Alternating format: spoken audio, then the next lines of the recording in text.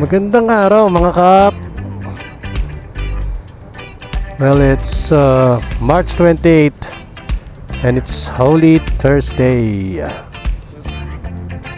So medyo matagal-tagal na naman tayong hindi nakapag-upload ng content or nakapag-vlog. Last time na nag-vlog tayo dito kay Sir Don TV ay kalimutan ko yung date kung kailan, pero March 17, tama, mga 2 weeks ago. Oh, 2 weeks ago pa. Yeah, almost 2 weeks ago. Nung tayo ay magpunta ng Bataan para dumalo dun sa isang charity event sa isang bayanihan dun sa Bataan. At ayun, very successful yung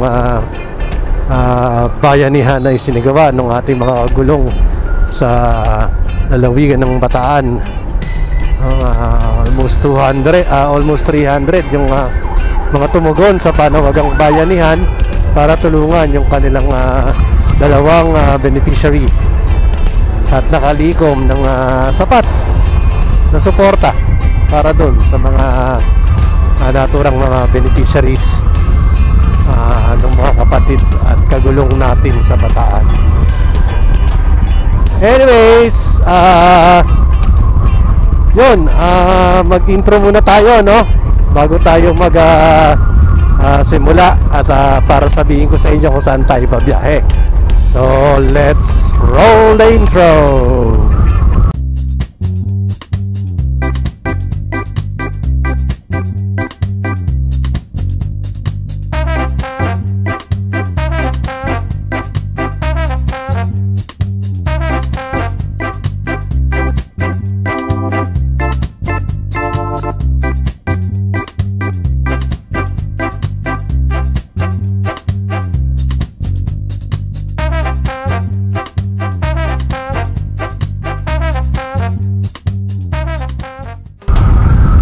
Ayun na nga mga kap. So, saan ba tayo papunta ngayon?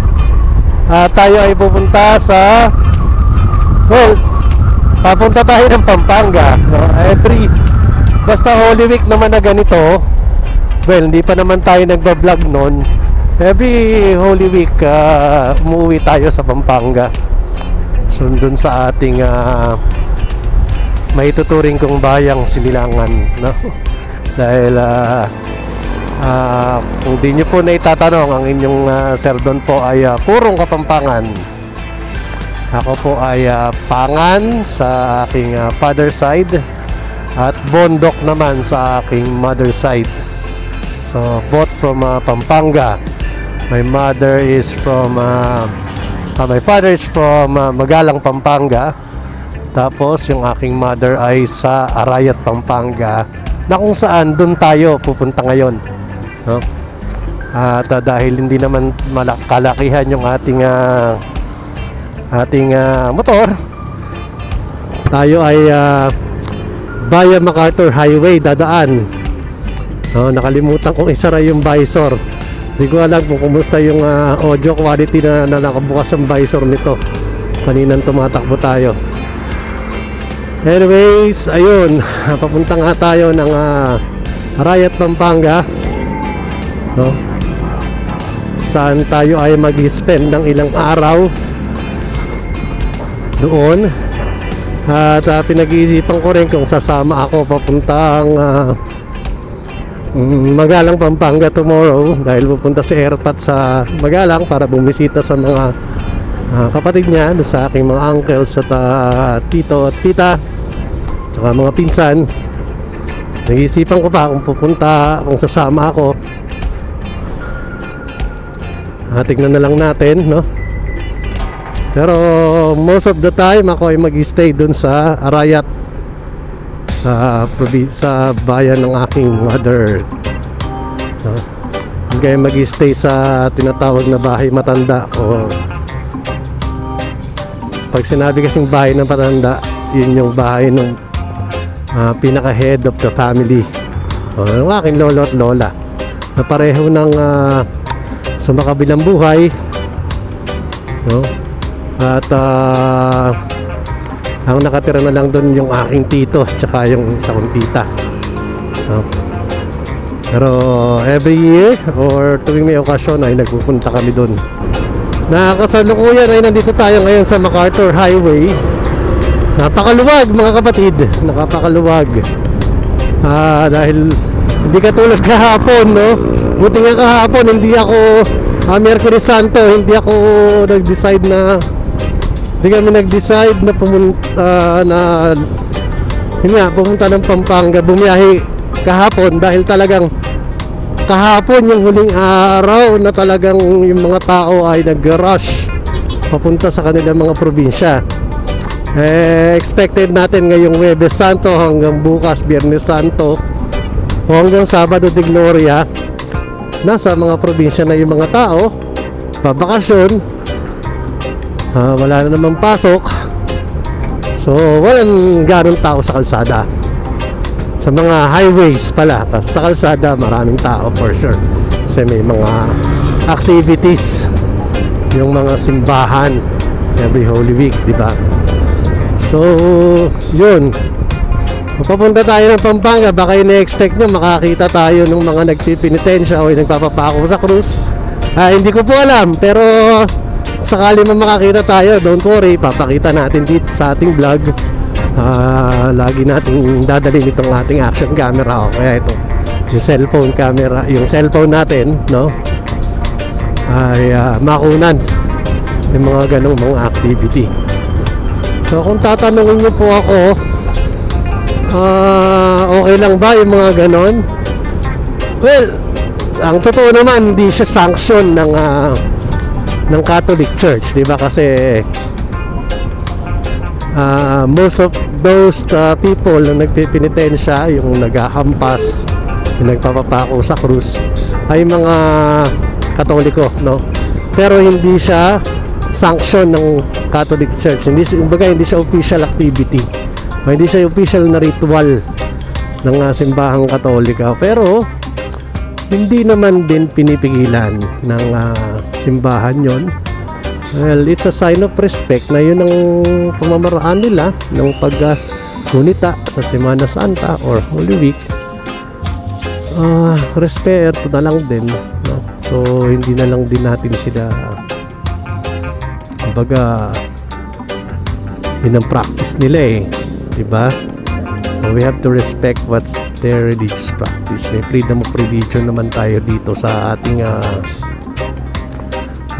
bansa. So though we do not encourage, though the church does not encourage it either, kumbaga may some level of tolerance na lang, no? Bilang respeto sa mga nagpa-practice ng mga ganong klaseng ritual tuwing Semana Santa. Wala naman din pinagkaiba yan sa halimbawa yung ating mga kapatid na Indiano, di ba?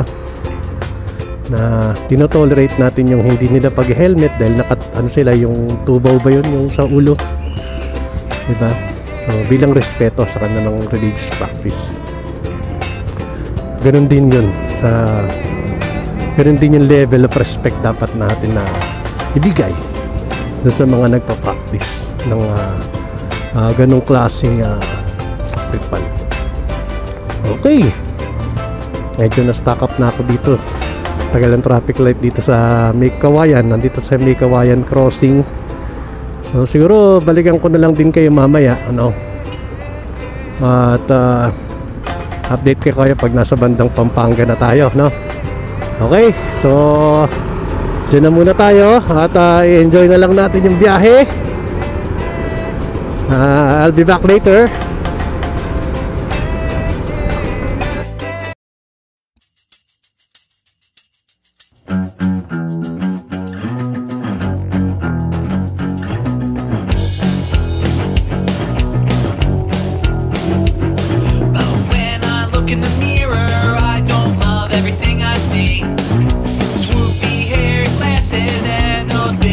Chipmunk cheeks. Couldn't run a marathon, but I could sometimes sing a key. I'm like a large pizza with extra cheese and extra meat.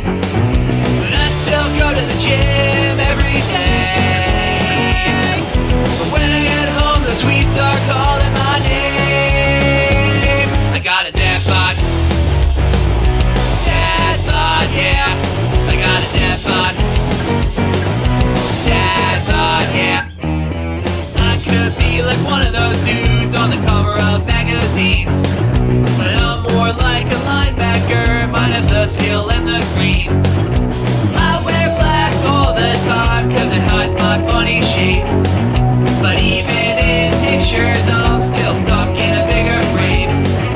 Some people just say overweight, but thank God someone came up with this phrase. They call it dad bod. Dad bod, yeah. I got a dad bod.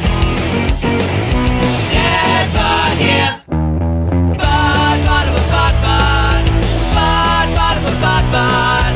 Bod, bod, bod, bod, bod, bod, bod, bod.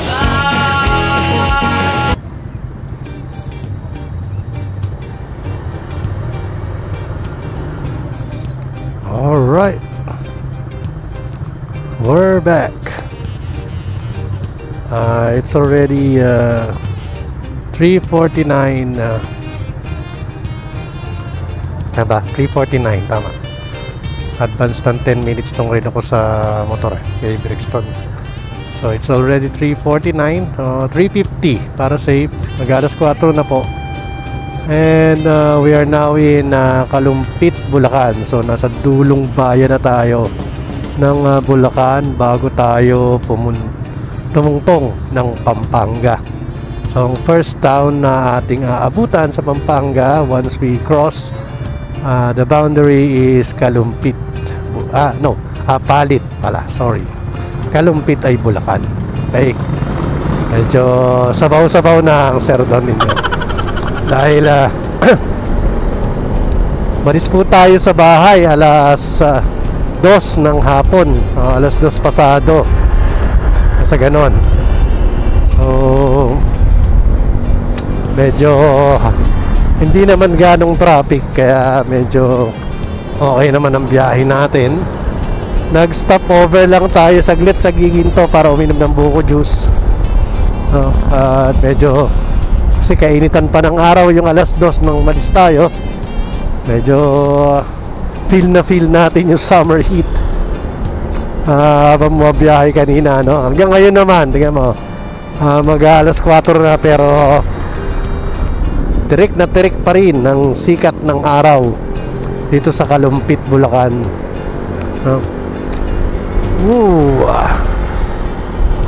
Alright, saan ba tayo kanina? Pinag-uusapan natin kanina tungkol sa mga penitensya Semana Santa. Aside dun sa mga penitensya, yung Semana Santa is actually an opportunity para din na magkita-kita yung mga magkakamag-anak, yung mga mahal natin sa buhay, di ba? Kasi walang pasok yan eh. Nagpumatak na ang Huwebes Santo, wala nang pasok. Kaya nga kahapon, Miyerkules Santo, huling pasok, huling araw ng pasok sa trabaho.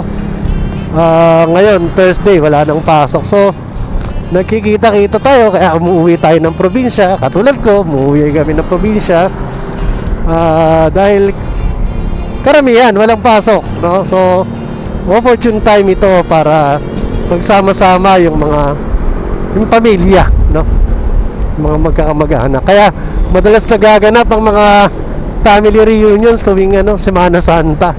Kasi ito yung medyo mahabang time, no, na walang pasok at available ang karamihan. So nakakapag-set at nakakapag-organize ng family reunion o mga reunion ng mawat angkan, no? That's happening every Holy Week. Ayun, kaya ganon, no? Sa Pilipinas, usually yan ang talagang medyo mahaba-habang oras na pwedeng magsama-sama yung mga magkakalayo. Eto na nga, andito na tayo. Welcome to Pampanga. Ayan na yung arko ng Pampanga, no? Nung nakaraan pumunta tayo ng Bataan, hindi natin nakunan yan. Ngayon ang pagkakataon para makuha natin. Alright, so nasa Apalit, Pampanga na tayo, mga kapatid. And medyo konti na lang at makakarating na tayo sa ating pupuntahan. Actually, siguro mga 60% na tayong yung distansya, no? 60% ng kabuang biyahe na natin ang na-accomplish natin. 60, siguro 70. Kasi nasa Pampanga na tayo eh, di ba? So, ayun. Usually kasi talagang pagka normal days, no, pagka hindi ganito kaluwag ang kalsada, nababiyahe namin siya ng nakamotor. Maabot kami ng almost 4 hours dahil sa traffic. Oo, kasi nga lang tayo pambili ng big bike eh. Pero kung nagbabaya index tayo, saglit lang yan. Kaya so, kailangan nating tiyagain at baybayin itong kahabaan ng MacArthur Highway. Dito tayo medyo nagtatagal talaga. Biyahe tayo going to Pampanga, no? Medyo mahaba-haba itong MacArthur Highway at busy street ito, busy highway ito. Hindi tayo pwede pabilis, no? Usually 60-70 kilometers per hour ang speed natin dito. O pagka marami sakyan, 40, di ba? 40 to 70. Alright. So ayun na nga. O yun, kakatawid lang natin dito sa tulay na kung saan yung itlog, wag na lang. Classic joke na naman. Yung itlog naging ebon. Joke ko na yan last vlog eh. Kaso talagang corny at old joke na. Old school na talaga si Sir Don nyo eh. Yun na lang alam ng mga joke. Anyways, yan, nasa Apalit tayo. Approaching na tayo ng Apalit, Kabayanan ng Apalit, no? And then from Apalit, San Simon, kakanan tayo doon going to Santo Domingo, Mexico, Pampanga. Ano mga pangalan ng highway na yun? Napapalipayin natin. Quezon Highway, I think. Yeah. Yun. Okay, so andito na tayo sa Pampanga at nakabukas ang visor ko. Naririnig ko yung wind noise. I don't know kung maririnig ito sa video ko. Tingnan natin ang tatag ni OSEC S60, yung kanyang audio. Hindi ko na sinara yung visor. Tingnan natin kung okay pa rin ang audio kahit bukas ang visor. Sana okay. Comment kayo below kung okay. Alright, so balikan ko kayo uli mamaya at babiyahe lang tayo, ano? Balikan ko kayo pagka malapit na tayo sa Arayat, Pampanga. Okay? Catch you later, mga kap.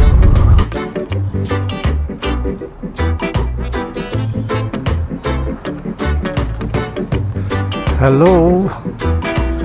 Nandito tayo ngayon sa San Simon. Sa pagkanan, tumawid na ng tulay ng NLEX. May bagong 7-Eleven dito. Hindi tayo stop over dun sa may Caltex 7-Eleven San Simon kasi ginagawa pala yung Caltex doon. Tapos baha. So buti na nakita natin tong bagong 7-Eleven dito sa pagtawid ng tulay ng San Simon. Kaya ayun, dito tayo nag-stop over saglit. Medyo nakakapagod din yung biyahe kasi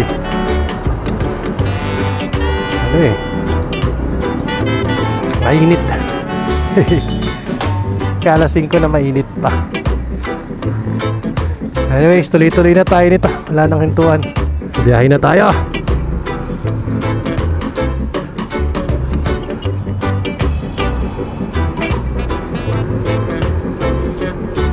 So we're back on the road. Tayo sa Quezon Road. Tama ba? San Simon, Pampanga. Dire-diretso itong isang mahabang diretsong kalsada ito na ang lusot ay Santo Domingo, Mexico, Pampanga. Tapos pagkanan natin Santa Ana na yon, then Arayat. So mabilis na lang to mga kap. At marami-rami na rin naman tayo na pagkwentuhan, ano. At wala namang masyadong significant sa ngayon. Gusto ko kasing i-discuss na yung ibang mga topics after Holy Week sa mga susunod nating vlog. Marami tayong actually gustong pag-usapan at i-discuss sa inyo along the road after Holy Week na, no? Bali April na yon, dahil huling araw na ng March sa linggo ng pagkabuhay. Lunes, April 1 na. Bilis ng panahon. Parang last year lang nasa bahay lang ako nito. At medyo nakaratay. Katindihan ng sakit ko nun. Ngayon kahit pa paano nakaka-recover na. At hindi na tolerant na ba. Ito nakakapag-ride na nga Basta wag lang yung sagad-sagarang ride dahil delikado mapagod. Mahina pa resistensya ko ibabawi pa. Ayan na po. So hindi ko alam kung nakikita ng camera. Tanaw ko na yung Mount Arayat. Diyan tayo pupunta. Malapit dyan. Hindi dyan mismo, pero malapit dyan sa bayan ng Arayat. Alright. So shout out sa mga kapatid nating mga riders dyan sa Arayat tsaka sa Magalang, no? Serdonyo ay kababayan nyo. I hope magkita-kita tayo minsan at magkasama-sama, no? Karoon ng pagkakataon na magkasama-sama tayo mga riders dyan sa Arayat at sa Magalang.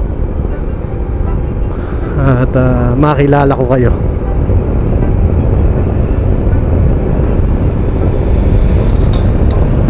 And shout out din pala doon sa mahigit 80 na subscribers natin, ano, patuloy na sumusuporta at nanonood sa ating mga vlog. Kahit paminsan-minsan ay kasi pagpasensyahan nyo na yung quality ng video minsan. At sa ngayon ay alam nyo naman hindi pa tayo ganun kabihasa at basic pa lang ang alam natin sa editing, sa video editing. At the same time hindi rin tayo makapag-vlog madalas dahil busy rin tayo sa ibang mga gawain sa ating kapatiran. So pasensya na po, but salamat at kahit ganun pa man ay patuloy niyong sinusuportahan ang inyong Serdon. I hope magtuloy-tuloy pa ang inyong pagsuporta at matulungan niyo pa akong maparami yung ating mga subscribers at mga manonood, no? Kasi pag dumadami yung ating subscribers at nanonood, it empowers us also as motovloggers na magpursige, at paunlarin pa yung ating ginagawa. Kasi pag dumadami yung subscribers at nanonood, ibig sabihin lumalaganap yung ating mga pinagsasasabi dito, or in particular yung ating mga advokasya na ina-announce, di ba? Dumadami na yung nanonood. So kaya dapat magpursige at pataasin yung quality ng ating mga contents, di ba? Ganito man, kahit naman 80 mahigit lang tayo mga dito sa ating channel, pinag-uusayan pa rin natin at hindi tayo tumitigil sa pag-explore ng mga iba't ibang mga pamamaraan para mapaunlad yung ating vlog.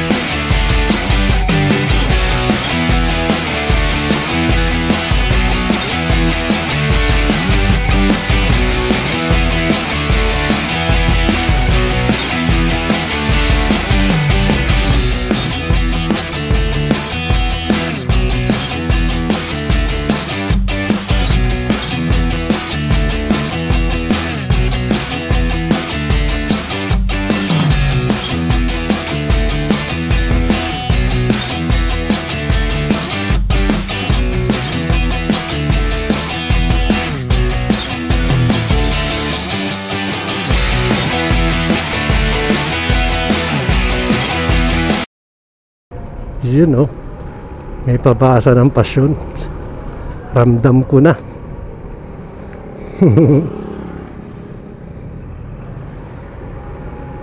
Wala pa ako nakikitang mga nagpipinitensya, pero baka bukas pa yun, Biyernes Santo.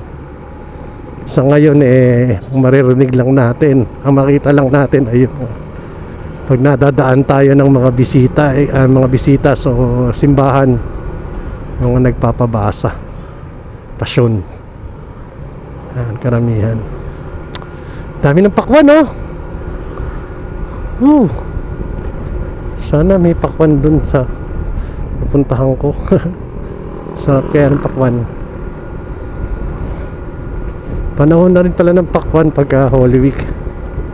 Pakwan tsaka melon, di ba? Melon ang favorite ko talaga. Ewan ko ba. Bakit napakasarap ng pakwan pag melon? Mali. Napakasarap ng pakwan at melon, hindi pag melon. Ano ba yan? Uy! Masyadong ano ka.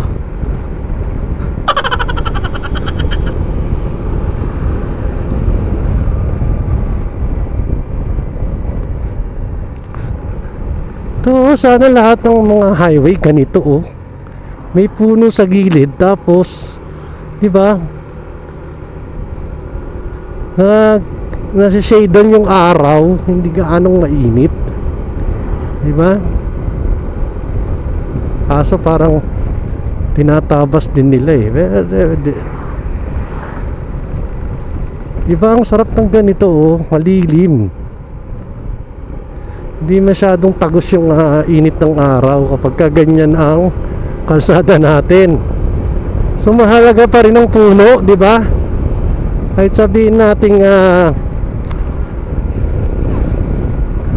gusto nating paunlarin yung ating kapaligiran, necessary pa rin na magkaroon ng puno sa paligid. Pakahalaga ng puno talaga. Ano, nagbibigay siya ng lilim. Oh, ang lamig oh. Kuramdam yung init habang bumabiyahe, diba?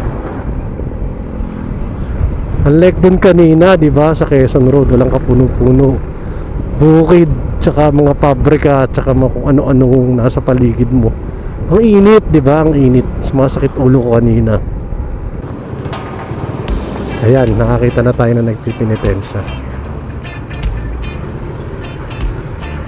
So, yun. Yan, nakakita na tayo na nagpipinitensya.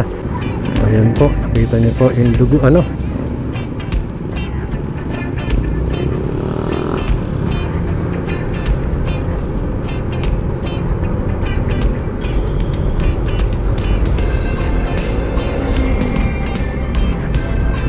Trupa daw, trupa. Hindi naman ako si sino ba yun? Si Motodeck. Shout out Motodeck. Talagang sikat na sikat ka.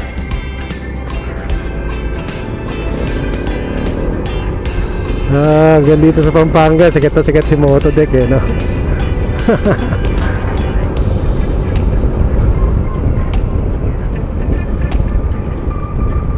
Alright! San Nicolas, Arayat, Pampanga. Ayan na po, oh. Palapit na yung bundok sa atin, oh. Ang bundok Arayat, ang mahiwagang bundok ng Arayat.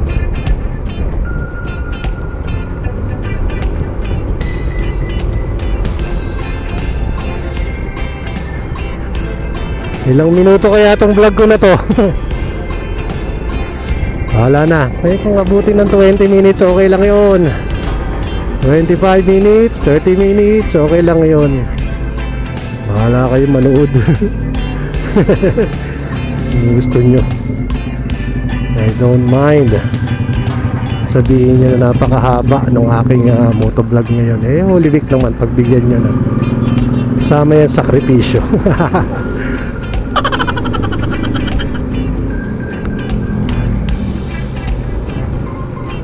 Eh, sana may upload ko to at may maayos-ayos na internet connection dun sa pupuntahan ko.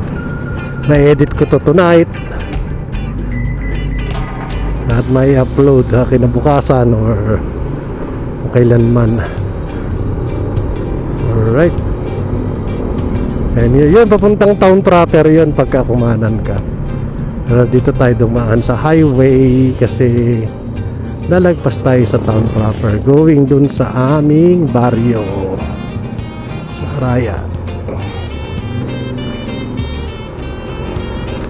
So pag tawid ko ng tulay sa Pampanga River, tapusin na natin tong vlog na to at para makapag-concentrate din ako pa uwi. Ano? Okay.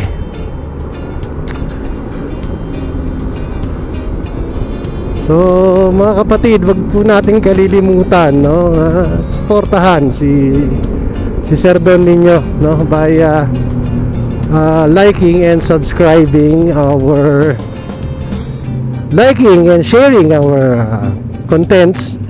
And of course, sa mga hindi pa nakaka-subscribe, mag-subscribe na rin kayo.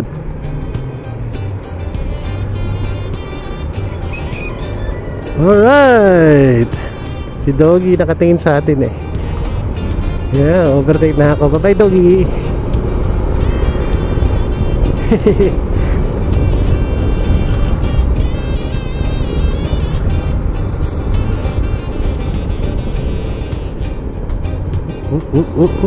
Lakas ng resistensya.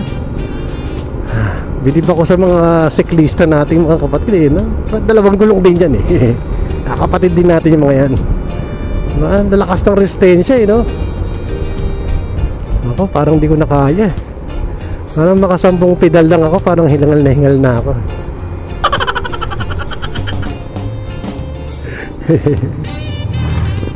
Ewan ko ba? Ba't ba hindi ko nakahiligan yung exercise na yan?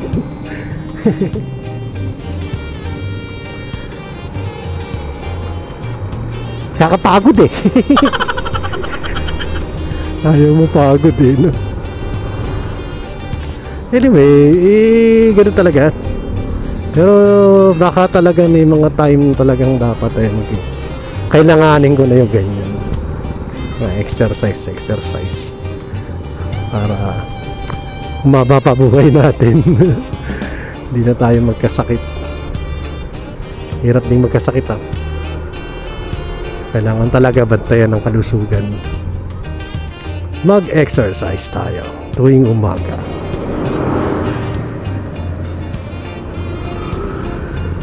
Pampabata daw yung exercise eh.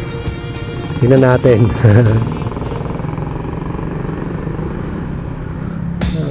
Nakamasid na jersey ah. All good in the hood.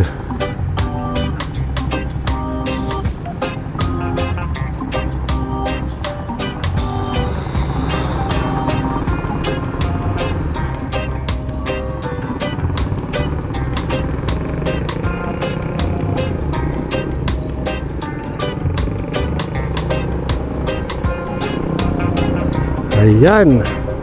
Ay, yung kanina na nalampasan natin na pakaliwa. Yan yung papunta ng Arayat National Park. Hoy, punta kayo dyan, napakaganda dyan. Sa paanan niya ng bundok ng Arayat, isa siyang park and at the same time resort. So may mga pool dyan, may mga swimming pool, pwede maligo, pwede mag-swimming. Malamig ang tubig kasi running water, tsaka galing sa bundok yung tubig. Kaya something na pwedeng yung pasyalan. Barangay San Juan Banyo, Arayat, Pampanga, Arayat National Park. Punta kayo doon, pasyal kayo. Mga grupo dyan, mga riders, mga clubs, mga naghahanap kayo ng mga mapupuntahan, kahit one day ride lang, maghapon kayo doon. Malapit lang yan. 3 hours from Metro Manila. Diyan ka na. Hindi na masama, di ba? Mag-i-enjoy kayo, tiyak. Mura din ang mga cottage dyan. Kompleto amenities. Pero hindi ko sure kung pwede na dati kasi hindi pwede overnight eh. Parang hindi pa yata. Pero ang 100% sigurado ko maghapon, daytime swimming pwede. Ta kayo para naman ma-promote namin yung turismo dito sa aming bayan sa Arayat. Alright, so yan, pag diniretso kayo papunta Nueva Ecija yan, Cabiao, at ako na ililiko na dito sa aking papunta sa aking destinasyon sa aming baryo. Dito kakanan na ako dito sa dike itong dadaanan ko na to papunta sa aming baryo. So okay, so till next vlog mga kap, this is your Sir Don signing off.